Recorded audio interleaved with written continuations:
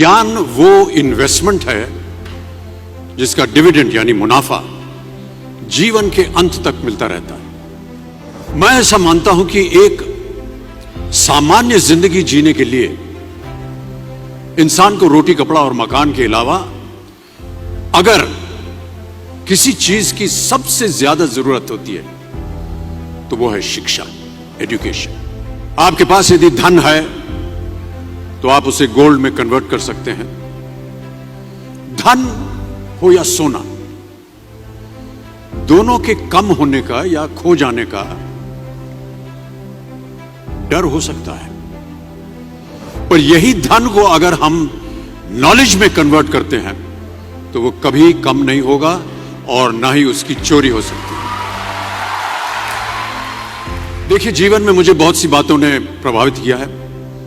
मेरे ये अनुभव सुनने में शायद साधारण लगे, पर इनमें छिपा सार असाधारण है, अनमोल है। यदि मैं आपसे पूछूं कि सबसे शक्तिशाली व्यक्ति कौन है, सबसे शक्तिशाली व्यक्ति कौन है, तो कोई कहेगा कि जिसके पास पावर है, वेपन्स हैं, शस्त्र है, धन है, किसी देश का राजा या किसी सल्तनत का वारिस है। मेरा ऐसा मानना है कि वेपन्स, मनी किसी को पावरफुल नहीं बनाते, या अगर बनाते भी हैं तो कुछ समय के लिए ही बना पाते। दौलत आज होगी, कल नहीं। शस्त्र का ज्ञान तभी तक काम आएगा जब तक वो शस्त्र चल सकता है। Once it is used it becomes absolute. पर शास्त्र का ज्ञान कभी नहीं रुकता। Knowledge can never be obsolete. शास्त्र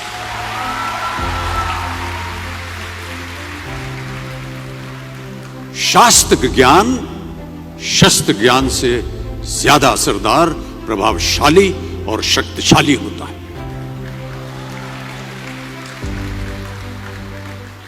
अब देखिए, एक राजा ने कितने राज्यों पर विजय प्राप्त की, कौन कौन से शस्त्रों का इस्तेमाल किया, कितने सैनिक थे, यह शायद आपको याद न हो, पर जीरो की खोज किसने की, बल्ब का आविष्कार किसने किया, राष्ट्रगान किसने लिखा, ओथेलो मैकबेथ की रचना किसने की, ये आपको जरूर याद रहेगा।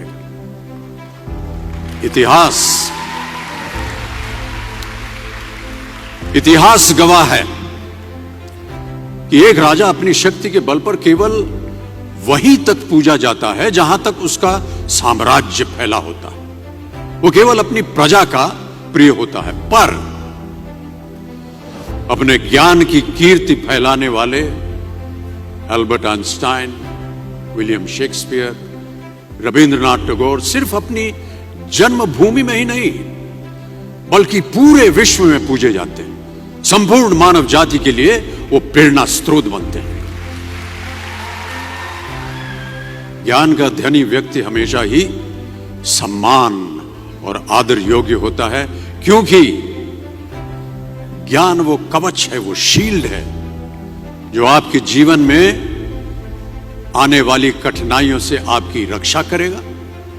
फिर किसी भी शस्त्र की आपको आवश्यकता नहीं होगी। दो चीजें इंसान यदि अपने जीवन में एक बार सीख लेता है तो वो उसे कभी भूलता नहीं। एक है तैरना, स्विमिंग, दूसरा है साइकिल चलाना। सालों बाद भी अगर आप इन क्रियाओं को करेंगे तो कभी भी इस बात की चिंता नहीं होगी कि आपको स्विमिंग करना या साइकिल चलाना याद है कि नहीं। You will confidently do it. काश कि हम पढ़ाई भी इसी नजरिए के साथ करें,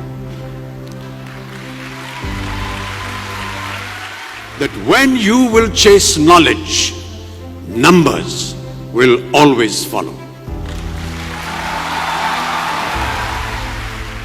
देखिए, महाभारत में जब गुरु द्रोणाचार्य ने एकलव्य को अपना शिष्य मानने से और अपने गुरुकुल में लाने से इनकार कर दिया था, तो एकलव्य ने क्या किया? अपने गुरु की प्रतिमा, एक मूर्ति बनाई और केवल उस मूर्ति से प्रेरणा लेकर ही धनुर्विद्या सीखने में वही सफलता प्राप्त की जो बाकी योद्धाओं को द्रोणाचार्य के गुरुकुल में रहकर हुई। उस प्रतिमा के रूप में एकलव्य को हमेशा अपने गुरु के पास रहने का एहसास था। और जब गुरु साथ में हो तो सफलता हासिल करने से आपको कोई भी नहीं रोक सकता है।